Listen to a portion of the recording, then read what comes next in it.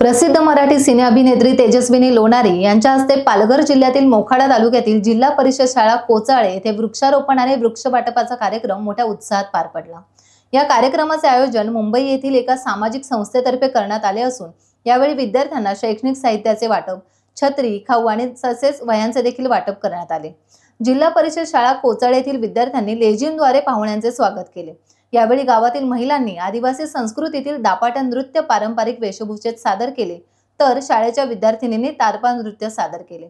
याचबरोबर अभिनेत्री तेजस्विनी हिच्या चिनू चित्रपटातील गाण्यावर विद्यार्थी थिरकल्यानंतर तिलाही त्यांच्यासोबत त्या तालावर थिरकण्याचा मोह आवरला नाही। अभिनेत्री तेजस्विनीने विद्यार्थिनींसोबत नृत्याचा आनंद लुटत त्यांचं भरभरून कौतुकही यावेळी केलं। तसेच प्रत्येकाने एकतरी झाड लावावे अशी सर्वांना विनंती तिने यावेळी दिलेल्या भाषणात केली। बरीचशी झाडे पालकांना वाटप करण्यात आली आणि जे पालक झाड जगवतील त्यांना पुढील परीक्षणावेळी बक्षीस देखील देण्याचं कार्यक्रमात सांगण्यात आलं। या कार्यक्रमाला अभिनेत्री तेजस्विनी लोणारी सोबतच प्रसिद्ध दिग्दर्शक आणि निर्मिती निलिमा लोणारी तसेच त्यांची टीम आणि गावातील इतर नागरिकही उपस्थित होते।